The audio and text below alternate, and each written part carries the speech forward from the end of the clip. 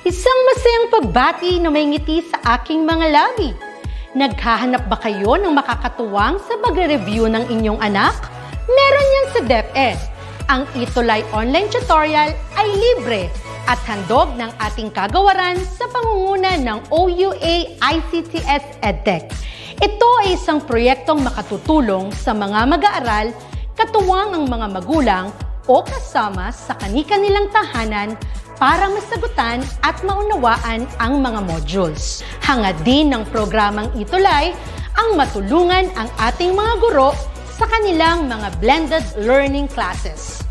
Ang ating ETUlay ay mula kinder hanggang senior high school. Bukod sa academics, meron din tayong mga special programs gaya ng All is Wellness, Reading and Math Remediation, Storytelling, Mommy Tech Talks, Classes sa Gramatika, Speech Class, Financial Literacy, at marami pang iba. Pinalawig din ng ETUlay ang ating Alive program para sa mga mag-aaral mula grade 1 hanggang grade 3.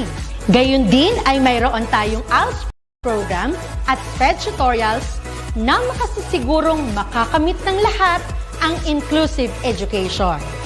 May SPED hotline na rin para sa inyong mga katanungan patungkol sa special education. Kaya, subaybayan mula Lunes hanggang Biyernes, mula 9:00 ng umaga hanggang 7:00 ng gabi ang ating ETUlay. Sa ating pagtutulungan, maiaangat natin ang bawat isa. Ating itutulay ang pagkatuto upang di mapigil ang pag-aaral ng kabataang Pilipino. Itulay natin ito, sulong edukalidad.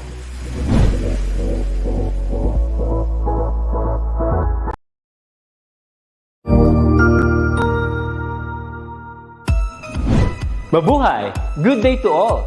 I am your tutor Madge.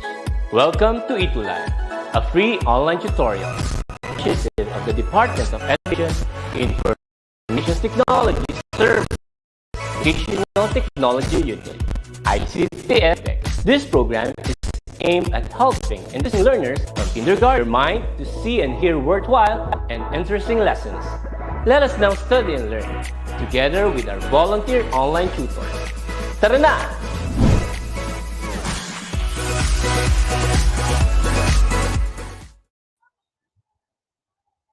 Hello there! Happy Tuesday, Sir Jess! Hi, Sir Jess! I can't hear you, Sir Jess. Real? Hello? Yes, hello there. Yes. So thank you so much. So am I heard now? Yes, sir. There's just a bit of Alright. feedback. All right. So thank you so much to all our viewers right now. Thank you Yes. for viewing this time and to welcome our new semester for senior high school. How's Yes. your Valentine's Day celebration, Tutor Irene? Well, first, Sir Jess, I would like to greet you a happy Valentine's Day. Still, Yes, I have also I my prepared a balloon for you. presents. All right, I Ayan, have my Sir Jess. chocolates. I have my presents Yes. from my students. And we Kahapon would yung also natanggap ko like, Tutor Irene. your students are so Okay. sweet, Sir Jess. Mm, So I yeah. was really happy to see our students Yes, Tutor here greeting Irene. So us thank as you well. so much. And I'm so motivated. We all teachers, no, always motivated because of what we are doing for our students. And this is for our Yes. students, right, Tutor Irene? Yes, of course. Sir Jess, that's why Okay. even though some of us may feel a bit tired at this time, we are still here. And of course, with that, we would like to recognize, Sir Jess, our student participants who are tuning here right now via Facebook Live stream and via Yes, Tutor YouTube Irene. channel. Hi, Yes, Eliza sir. Jean Pagulayan. Okay, good afternoon daw, Tutor Irene from grade 11 STEM, Parañaque Science High School. I think familiar. Hello. Yes, sir. I think we have students also from here, from uh, what's this? FDO Malabon, Rent Giver Calianta, watching from Ineva Yes. Integrated Secondary School, Mm. By Malabon. the way, Chiro Irene, our standing student or no learner last quarter we had with tutor Zen, okay, for our subject reading and writing skills. That is Yes, uh, the Churi, no Churi si Renz Calianta. yes. We also have Okay. here Sir Jess from, also again from Parañaque Science High School, Miguel Alfonso D. Santiago, grade 11 STEM. Yes. So Yeah, how grade are 11 you? And STEM. also good afternoon po, Babiangka Apuang, grade 11 STEM Paranaque, Science High School. Ayan. Ayan. Hi, Sir, I Sir think we Rick. have another Kamusta mo? one. Yes. Hi, Yes. Sir Rick from Dayap National Integrated High School, Calauan, Laguna. And again, All happy Valentine's right. to all. So, Tutor Irene, so what, ano ba yung mga experiences mo sa mga preparation natin para sa second semester? Of course, Sir Jess, I thank you for that question. I'm really excited, Sir Jess, because if all our students here are watching, Tutor Jess and I, and the rest of the senior high school English tutors really prepared for the subjects that we are to offer this semester or quarter three. That's why we have here a very special subject, not special program for senior high school English. This is purposive communication, and we are really excited for you to know all about this subject.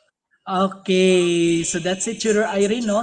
And of course, to the information for everybody, Tutor Irene is a TV, no, teacher. So, hasang-hasa na po si Tutor Irene. So, just like with my Yes. partner last semester, Tutor Zen. So, Tutor Irene is very active and very resourceful in providing All lesson for right. semester, and with the preparation, we're all prepared and dinahanda po namin ito para sa inyong mga kabataan. Alright, Juror Irene, And excited I na rin think ako. we're all set.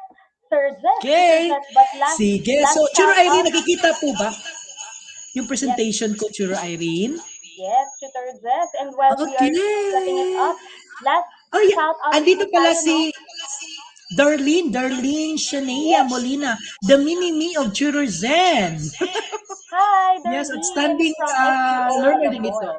And then of course, no, we will be getting no outstanding learner or viewer no na palaging nag-tune in sa ating subject. Yeah, Tutor Irene. Yes.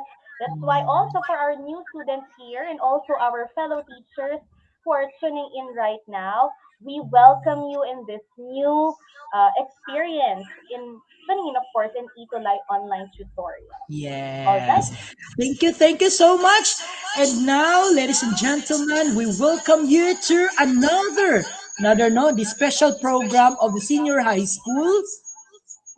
And here we go, ladies and gentlemen. This is your tutor Jess, okay, from SDO Tagum City. And I have here with Tutor Irene from FBO Parañaque City. And woo, we for the are your, yes, purposive communication every Tuesday from 4:40 p.m. to 5:20 p.m. yes. So we're so excited for that.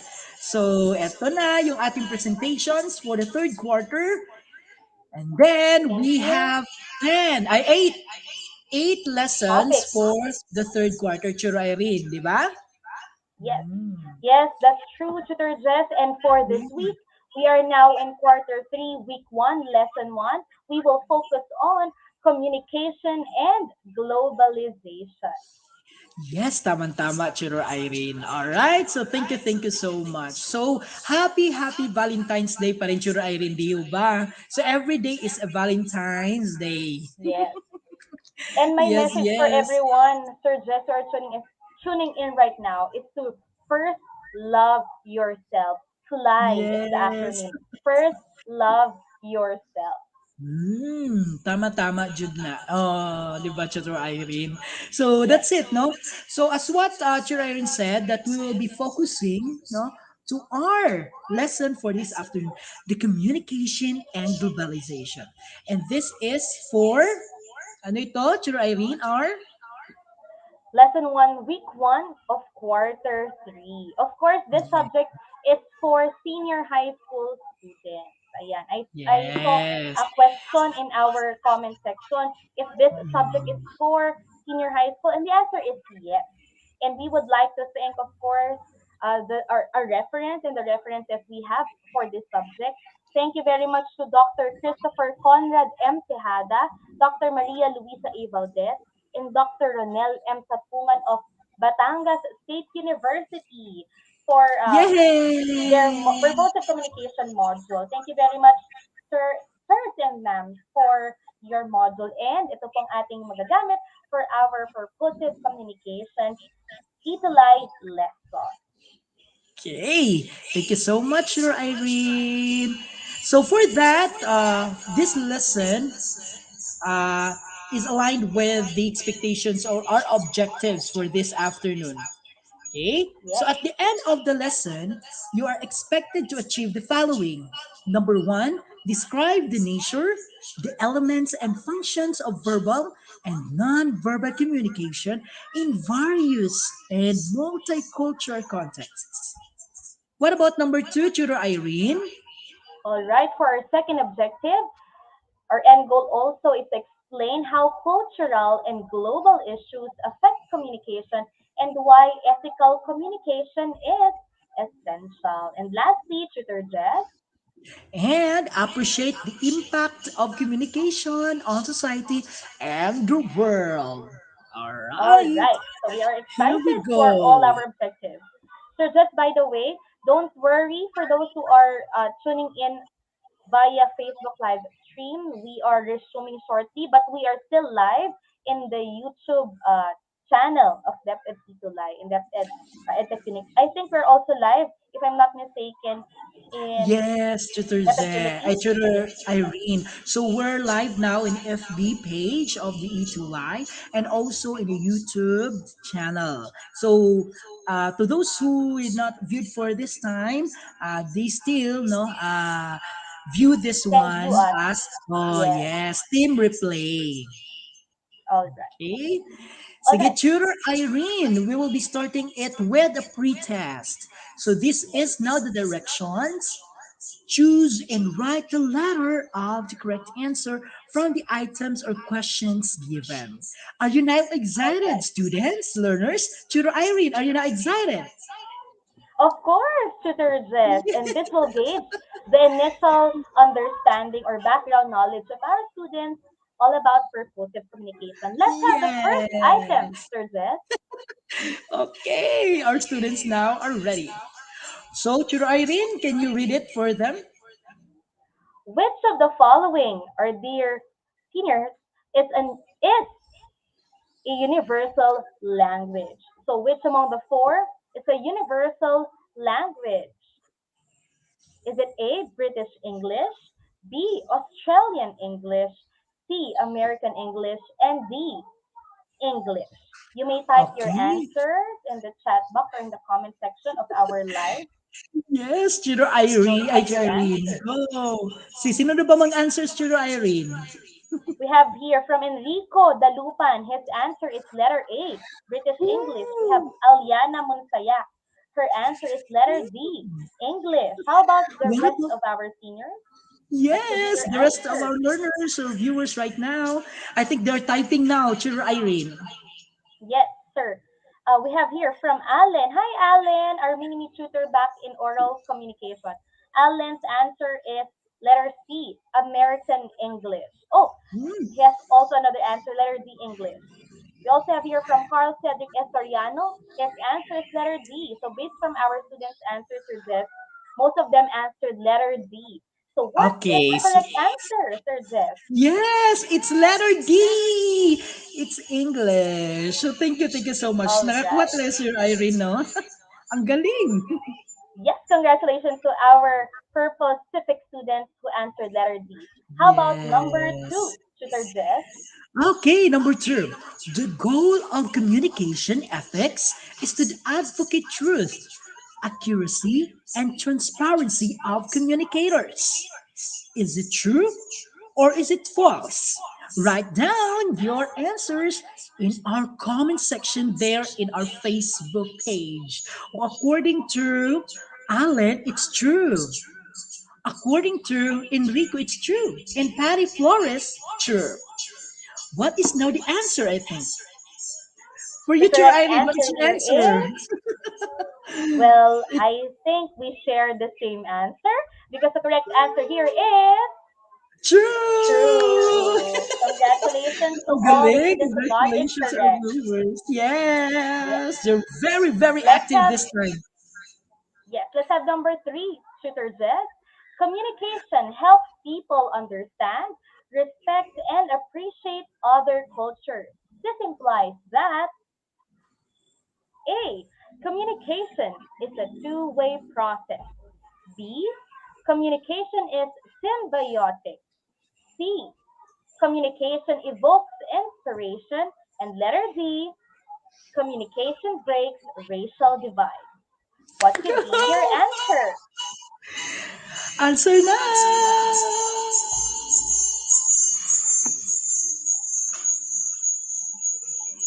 Is it A, B, C, or D? What do you Sino ba think this nakasagot ngayon? statement Teacher implies? Irene? Let's see from their responses in the chat box. Okay, Okay, according to we them, have from Enrico Dalupan who's tuning in via YouTube live stream. His answer is letter A. Communication is a two-way process. We have from Sir Rick Capistrano, letter D. Communication breaks racial divide. From Carl Cedric Soriano, A. From J.R. Bunganay Babia, his answer is letter D. Now let's see, let's reveal, Sir Jess, what do you think is the correct answer? okay, go! It's letter D. The answer Communication is letter breaks D. racial divides. Yes. How about With number that, Sir four, Jess, I Teacher think Irene? Sir Jess, before I proceed to number four, no, I think our students now are having a glimpse of what will purposive communication be. Now, for number four, still a true and false question. It is important to adapt the accent of a foreign person to have successful communication. So, to our dear student viewers, is it true or false that it is important to accept the accent of a foreign person? Let's check the responses of our students. We have here, sir, from Sandra Chukwadosi. Her answer is false. We also have here from Jonas Baldesir. I'm sorry, from Enrico Dalupan. His answer is false. From Yes. Carl Cedric Estoriano. His answer is true. For Renz Giver Calianta, his answer is false. The same with J.R. Babia. So what do you think is the answer? Is it true or false, Let's Sir reveal now Jess? the answer. It's false. Hoo, hoo, hoo. All right. What about number five? All right. For number five, here's the question. Globalization has impacted the types of communication skills needed by individuals to be successful. Let me repeat this one. Globalization has impacted the types of communication skills needed by individuals to be successful. What do you think is the answer? Is it true or is it false? Okay, type now your answers in our comment box. According to All right. Sandra, true. Most of their answers are true. True, Irene. All right. Let's see. Yes, I agree with you, Sir Jess, no? Most of Yes. their answers, yan po ay true. Now, let's see. Tingnan What natin could kung be tama the ba. answer? Is Okay, it true, really Irene. true? It's true. Yay! So, indeed, no? Yay! Indeed, Sir Jess, globalization has impacted the type of communication skills needed by individuals to be successful. All right. I think Yes. our students, viewers here know a lot already about purposive communication, but we'll see what Yes. they really know about purposive communication.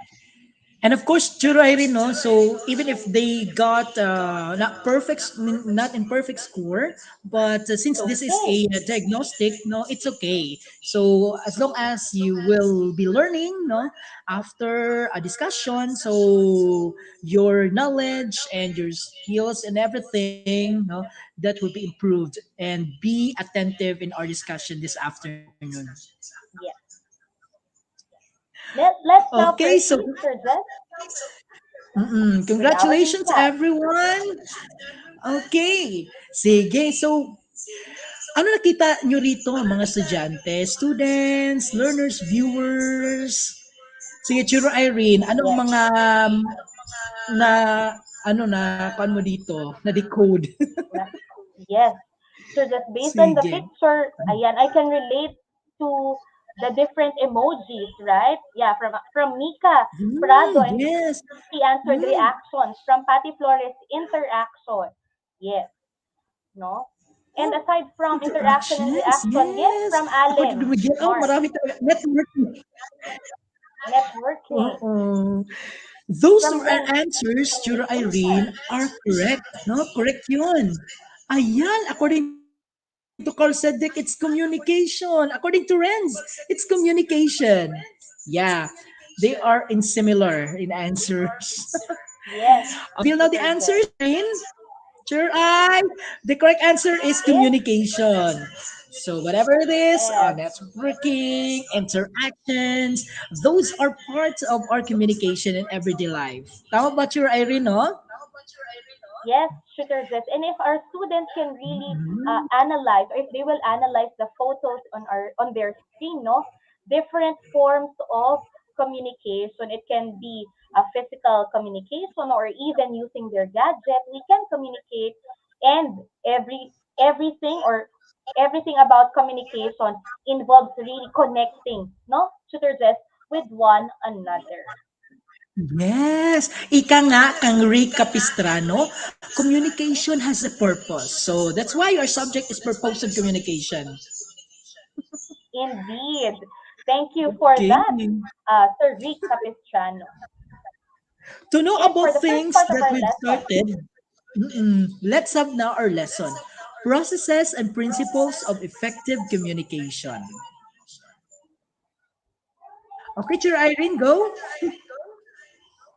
so based from the different studies and of course articles that we've read about communication, communication is beyond simply putting words into thoughts and emotions. Why is that so? Because it is done effectively only when information is transmitted without changing both the content and the context of the message. That is Hmm. communication. Yes, with the exchanging of messages, thoughts. Gaya ng ginagawa natin ngayon, Tutor Irene, di ba? Yes, I agree. Totally agree with you, Tutor Jeff. Yes. Simply put, communication is the art of creating and sharing ideas for specific purpose. It comes in many forms, okay? Please mind you that we have many forms in terms of communication. Number one is verbal communication, which includes the use of language, sounds, and tone of voice. Kagaya ng ginagawa namin ngayon, di ba? Language, the sounds, the tone of voice. Okay. What about the other Yes. one, Sir Irene? Of course, we have the opposite of verbal communication, Tutor Jess. We have the non-verbal communication. And this uh, form of communication can be observed with our body language and facial expression. And also, Sir Jess, no, we discussed this one in the latter part of the oral communication last semester. So, in our daily, okay, or everyday communication, it involves both verbal and non-verbal communication. Yeah. So, galaw-galaw ng mga kamay, yung wink sa The one face, eyes, diba? Yun ang mga non-verbal. diba? Facial expressions. yes, Thank you so I agree, Tutor much, Jess. your eye. We have also written communication such as through journals, emails, blogs, and text messages. Yes, tutor Jess. So aside from orally communicating, that's where written communication comes in through written forms. And another form of communication, we have the visual communication. So this one, of course, involves visual representation like pictures, graphics, emojis, and the like. So, huwag So nating there you have kalimutan it. na yung ah, Yes, yung mga non-verbal, verbal communication, the written communication, the visual communication, those are forms of communication. yes. Okay. So, And let's proceed all of now. those, no, all of those Mm, tutorages are necessary and essential here in our understanding of what purposive communication is. Now let us give you a bit of trivia, our dear student viewers. Ayan, I can see your names here in our screen. I will not mention you all, but I know you're there. Now take a note of this trivia. Did you know almost 91% of professionals from the world's top 300 multinational companies said that, suggest of communicating in English is important for work success, but only 7% of them indicate that their current level of English is sufficient for their job. This is based on the globalization of English research study conducted by McKinsey Global Institute. Now, what can you say about this, our dear mm. viewers? So, Okay, if importante talaga ngayon, 91% said lalong-lalo na ngayon. English is important, but only 7 of them indicate that their current level of English is sufficient. What do you think is the implication of this one, right? Ayan. So that's why we should practice noon speaking English language, no? Mm. And Sir Jess, no, I think this trivia will reveal to us that indeed almost everyone will agree that communicating in English is important.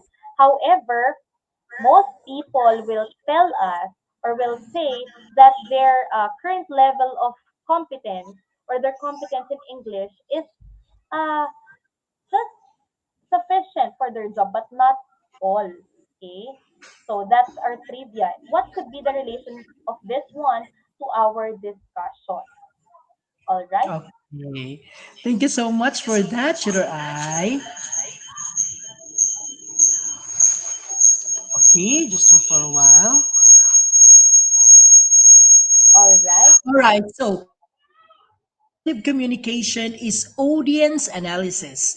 Audience here does not only refer to the people listening to you in a public speech, rather, it refers to anyone who is expected to receive the message you are sending. So we can Okay. say that all of you, our viewers, our listeners, our students, the parents, and also our co-teachers can be of our audience. Is it right to your Yes. eye? Hmm. Yes, I definitely agree with you, Tutor Jess. And with that, it reveals to us, based from the first photo that you've seen before this slide, the trivia, in purposive communication, we refer somebody whom we are talking to as our audience, not specifically those who are listening to us in a public speech. Even, for example, you who are watching us right now is our audience. And let's say, for example, you are an employee in let's say, a restaurant. Okay, your customer is your audience. Okay, and let's say, for example, you are a driver. Your passengers, okay, are your audience. So the person, okay, whom you are expecting to receive your message is what you call an audience. And therefore, it's an Yes. important element for you to analyze your audience for you to have an effective communication. Tamang-tama ka, Tutor Irene. All right. So this is one of our analysis now when we have our audience analysis with the activities, or somewhat like if you are preparing for your speech, then you have to get first the audience, no? Like, who are your audience, no? So that's it, no? So another aspect that needs consideration in analyzing the audience is identifying and trying to overcome possible communication barriers. Di ba, sure Irene? Marami tayong mga barriers, sure Irene. Yes, I agree. I definitely agree with you, Tutor Jess. There are so many barriers. Even right now, no, we are experiencing barriers when it comes to Yes. what's this? Technology, right? So when we say Internet barriers, ano po ba connection. ito? Ano Hmm. po ba ito, Sir Jess? What are the different types of barriers? Okay, marami tayong mga barriers, Shira Irene. So, these are the following. So, not confined to physical noise. If we say physical noise, these are all in the external. So, what we can see, perceive in our eyes, this will be cars passing by, someone pounding on the table.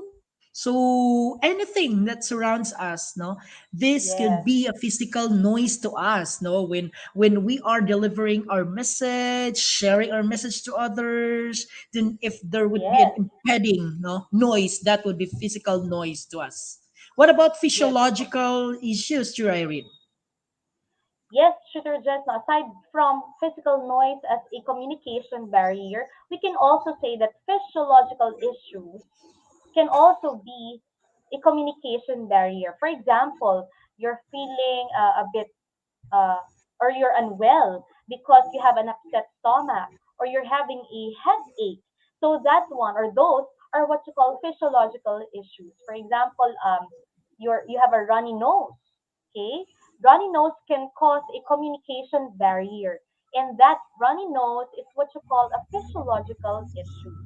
And aside Mm. from tutor just physical noise and physiological issues, we could also include cultural difference as a communication barrier. Aside from cultural difference, what else, Tutor Jeff? You also want Varying to share? levels of expectations and experiences. So since we have different experiences, the background experiences to us, so this could be one of the points of our barriers. And the last year, Irene, last And of two. course, we have difference in perspective and communication styles. Now, we want you to take note of this. Our dearest students, Tutor Jess and I want you to know that not only physical noise can be a barrier, but including all of these listed on your screen may affect effective communication. Yes, that's it. Thank you so much, Sir Irene. So these are all examples of the barriers for effective communication. And for now, we have the principles of effective communication. All right, Okay. Tutor These Jess. are the principles of effective communication. Effective communication requires a certain level of connection between and among people, allowing series of exchanges of thoughts and emotions, eventually leading to mutual understanding. So these are our principles of effective communication. And of course, Yes. let's start from okay. The first one is the clarity. This pertains to both the message and the purpose why the message has to be sent. The clarity of your, the message. Okay, Chirirene, Yes. what's the second one, Chirirene? The second one, Tutor Jess, is conciseness. So the message should be as brief as may be required, depending on one's purpose. So as much as possible, in if you want to have an effective communication, you must practice KISS. So ano daw yun, Tutor Jess? If you're familiar with that, or dear student viewers, KISS Yes. means keep it short and simple. So make it concise, make Yes. it as brief as possible. Of course, to avoid, hidden details or too much details in communication. So that's conciseness. How about the third one, Okay, Tutor the Jess? third one. The third one is completeness. Despite its conciseness, the message should still be complete and accurate. It should Yes. complete and accurate from the word itself. Number four, to Irene. Another principle of effective communication that you have to remember, dear student viewers, to avoid no communication barrier It's for you to practice organization. And when we say organization, this means effective communication is usually planned or pre-planned in order for you to ensure systematic flow of ideas and transition from one idea to the next or from one point to another. Another. I think we still have Okay. another set of principles, Tutor Jess. What's our next one? Yes. Next would be is empathy. The sender of the message should be sensitive to the needs and interests of our receiver. So it depends, no, to our audience, no. So you should be, no, have the sense of empathy. Okay? Be sensitive Yes, to the needs and interests. So wag yes, kang magsalita na nakapapasakit sa kanila, okay? Or hindi agree. hindi ba sila, oh, hindi ba yung Yes. sa kanila, so So, one uh, another. yes, I agree, Tutor Jess. And we must always be conscious and cautious. Conscious with what our audience or how will our audience react, and also cautious with what we are to say. Kaya nga, di ba, in the first part, one of the communication barriers presented yung different perspectives, right? And expectations of people may cause communication barrier. And last but not the least, last principle of effective communication, we have flexibility. So flexibility is not only for people who are engaging in what's this sports, right? Or different flexible activities. Flexibility is also applicable in communication. So it means different people have different communication styles. And consequently, different expectations. So ito yung binabanggit namin ni Sir Jess, no? Therefore, you must be able to adapt to the varying needs of your audience. So flexibility may also means being able to adapt, right, to the needs and expectations of the audience. That's it. So those Okay, are that's it, the no? principles of effective Yes. So communication. overall, and the no, the impact of this, why we have to introduce everything. This comprised the purpose of communication. As what we have said, Yes, it is about writing, about speaking, about presenting, about reading, about listening, and about viewing to different audiences and for various purposes. The bachelor yes, eye. yes, Mm-mm. Tutor Jess, and All therefore let's right. proceed now to To the first globalization and one, yes, communication and globalization. globalization. Globalization.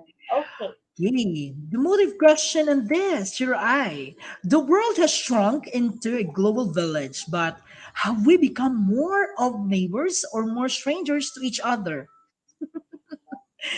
How Okay. about you, to your For this eye? one, sir, I think this one is like a beauty pageant question, Tutor Jess, right? No? Hmm. Indeed. Uh, Especially right now at present, we really became a global village. But for our student viewers, right? No, uh, when we say global village, just to help you know, we are composed with different nationalities and all. But right now, we are considered to be a global village because okay, we are now simpled out or singled out into a small world interconnected, no, through the use probably just of new media technology. So the world now is called a global village because we are being brought together by media. But the question is, even though we are called global village, supposedly we are connected or interconnected, are we really neighbors or did we become strangers, more of strangers to each other? How about our dear student viewers? Are we Yes. neighbors Ano ba or tayo? strangers? We want to hear Ano it ba tayo? from you. Neighbors or strangers? So Yes, dapat talaga maging neighbors tayo to Irene, di ba? Huwag yes, tayong maging I strangers agree to with each you. other para magkaintindihan tayo. I No? agree We to have this Jess. That's understanding. why that's why we have to really live up to the term global village. We must be interconnected as neighbors and not as strangers. So Strangers. take note Very of that good. because being interconnected with one another is a key, okay, a key in understanding purposive communication. Yes, Okay. that's it. Very good. That's it, no? So, according to the definition, that globalization has been regarded as the key to the worldwide integration of humanity, where there is an increased economic, political, and cultural integration and interdependence of diverse cultures. We have these diverse cultures. And as we all know, globalization from the word itself, this is a worldwide integration.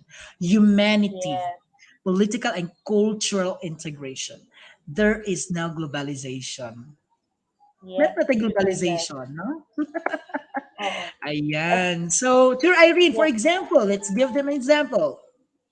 yes, Tutor Jess. In Southeast Asia, okay, the ASEAN integration has been a buzzword among social communities, opening a wide array of discussion for future collaboration. So before, probably, ASEAN integration is not really put into practice, but right now, okay, it became a buzzword, and most of the countries in Southeast Asia, okay, are conducting different collaborations in different fields, Shooter Jeff.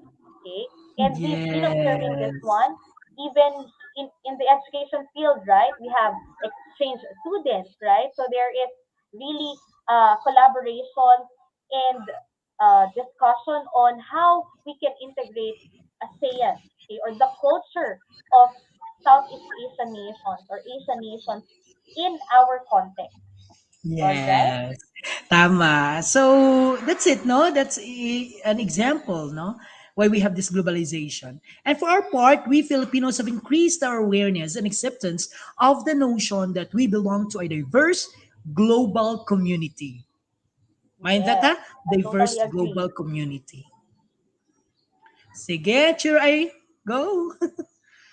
So this is not confined to communication with people from other countries, but is inclusive of communication within our society, even with the minorities and the indigenous people. So when we say uh, adapting or increasing our awareness and acceptance of globalization, it means we are also accepting our own or including our own society. And these include, andyan na po sa inyong screen, our indigenous peoples and of course the minorities in our society. All right? Yes. So that's it, no? In addition, digital technology has erased territorial boundaries among countries and among people with varying cultures. So, how much mo na sa atin ngayon is more on digital na tayo. We are now in a modern Correct. era. Correct. And to your eye? Hence, there is a need to develop graduates and professionals who are multiculturalists. And I believe Tutor Jess will agree with me. These people might be you, our dear student viewer. You can be one of those who are engaged with and respectful of people with different culture. So, Tama. could you be one of our graduates and professionals who are or who will be multiculturalists? So, with purposive communication, we can help you be one. Yes, tama-tama. So that's it, no? All right, we're gonna have a wrap up for today, Chiro I. Then we discussed everything and no to review about the communication, about globalization, and everything, no? In its we have our subject for purposive communication. So here we have the pictures, Chiro I. Then what they can say of this? We have All two right? words for this. Sige na, Chiro ay, tingnan natin kung sino makakasagot nito sa ating mga viewers or learners right Yes, now. our dear student viewers, what do you think is the first picture trying to tell us? This is just a one word. Okay, just one word, and we keep on repeating this one. The first picture probably Hmm. means you may type your answers there below in the live stream or live chat of our stream. How about the second picture? What could be the implication of this picture? What does it trying or what is it trying to tell us? This picture, the first Hmm. one and the For the second one. for the first picture no on the left, it starts with letter C, and for our next picture on the right, it starts with letter G. Ang Yes, dali Teacher lang. Jess. Ayan, I think Somebody got it correct in our chat box, in our live chat. Okay, the first one, the first picture from Mika Angela Prado. She said, communication. And the first one who answered correctly, the second one, Vic Capistrano, his answer is globalization. And you got it correct. We have, all right, from Sandra Yay! Kudosi, communication, globalization, correct answer. Also from Ben Arce, Patty Flores, Aliana Monsayak, your answers are all correct. So Yes. purposive communication, it's all about communication and globalization. All Very right. good. Very good, our dear And student for viewers. valuing, thank you so much for participation. For valuing, ladies and gentlemen, in communication or in communicating in a highly global environment, the challenge now that we face or that everyone faces is to learn to understand, to accept, and to your eye. And of course, address cultural and communication differences. That's it. Very good. Good Okay, there job, you dear go. student viewers. I think we're now ready. They're now ready siguro no to your eye for our post Yes, test. this is just Ang dali very na ng ating easy, our post dear test. student viewers. You just Yes. simply need to write true or false in the live chat. All right. So, assess your readiness to communicate effectively with people having different cultures. Again, simply write true or false after each statement or after we deliver the statement. Let's have the number Go. one or the first item. Mabilisan natin kung sino makakuha, no? Ang dali-dali lang nitong questions. So, every question. Ala! Oh! Okay, the reveal.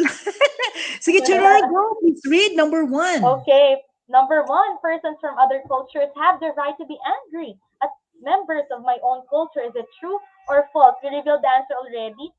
Okay, do they have the right to be angry at members of my own Hmm. culture? The answer here is reveal false. How about number two, Uh-uh. Tutor Zed? Number two, your eye.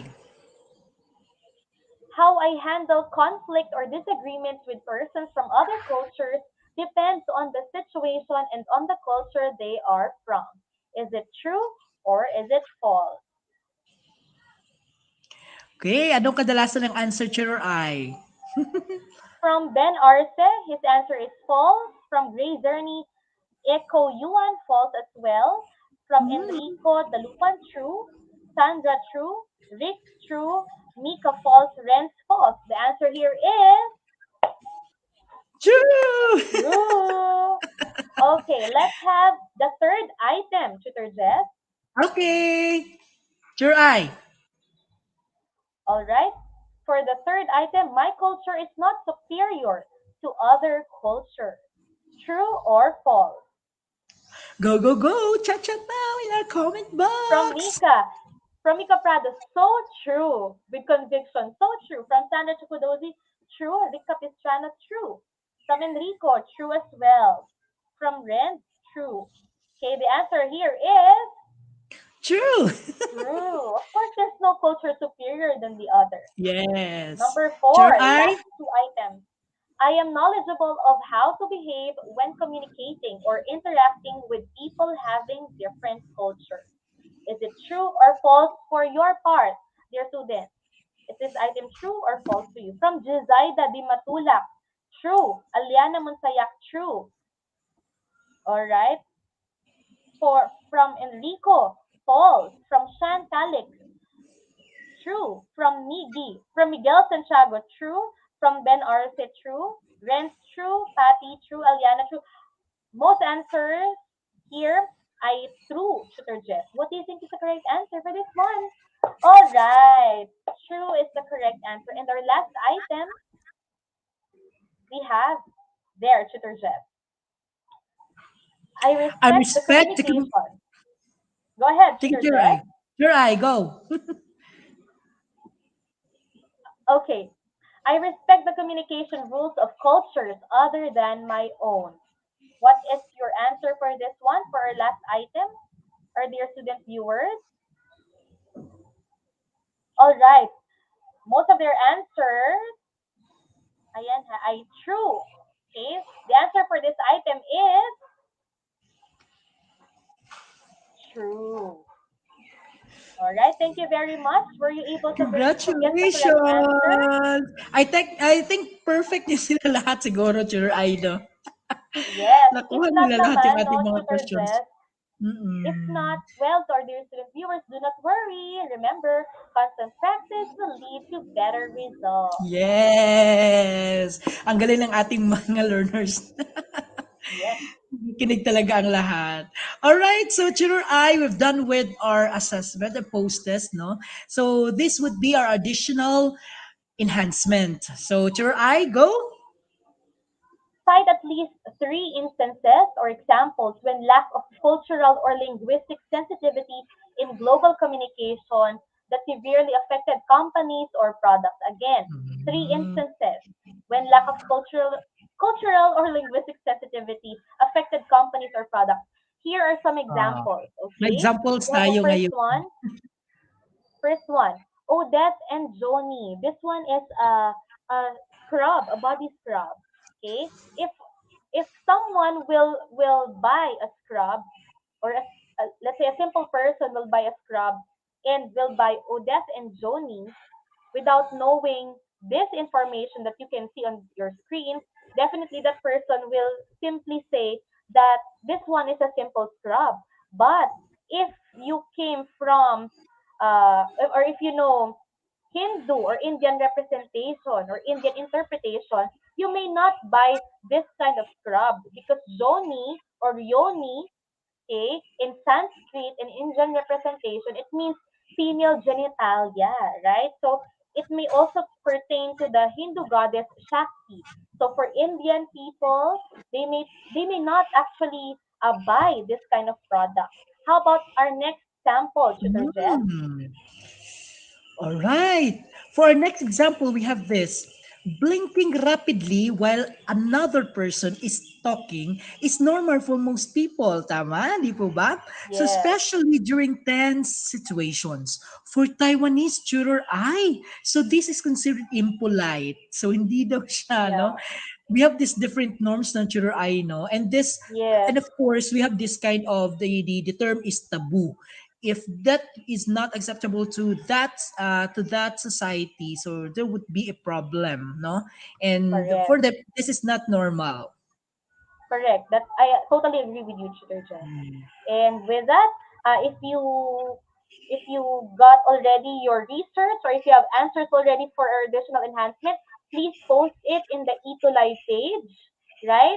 Type your name, your school, your division, right, or even your region, and get ready to be recognized in our next episode, right, Tutor Jess? All Okay, right, so we've done you did everything about great. our first episode for this purposive communication, and that is communication and tutor communication And and globalization. Okay. yes. And to To end end our this session, part, yes. According to Tony Robbins, your to effectively communicate, we must realize that we are all different in the way we perceive the world and use this understanding as a guide to our communication with others. others. All right? Okay, so There you this have it. yes. Thank you so much, everyone, our seniors, for the proactive participation with us, with tutor Irene. Again, we are your Purposive tutor tandem. I am tutor Irene. And I am tutor Jess, and reminding everyone To be per competent and for confident. and And be per comnificent in purposive communication. yay! See you, everyone, our seniors, in our next episode next Tuesday, only here in our Purposive Communication, 4:40 p.m. to 5:20 p.m. This has been your tutor Jess and tutor. Tutor Irene, See bye.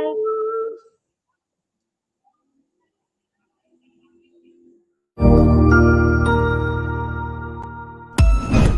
Ang husay naman! Natapos mo ang iyong tutorial session kasama ang iyong mahusay na ETUlay tutor. May bago ka bang natutuhan? I-share na yan gamit ang hashtag ETUlay Level Up. Huwag aalis ha, dahil may susunod pang programa na pwede mo ring panoorin at salihan. Dahil naghihintay na ang iyong mga tutors. Happy learning dito sa ETUlay!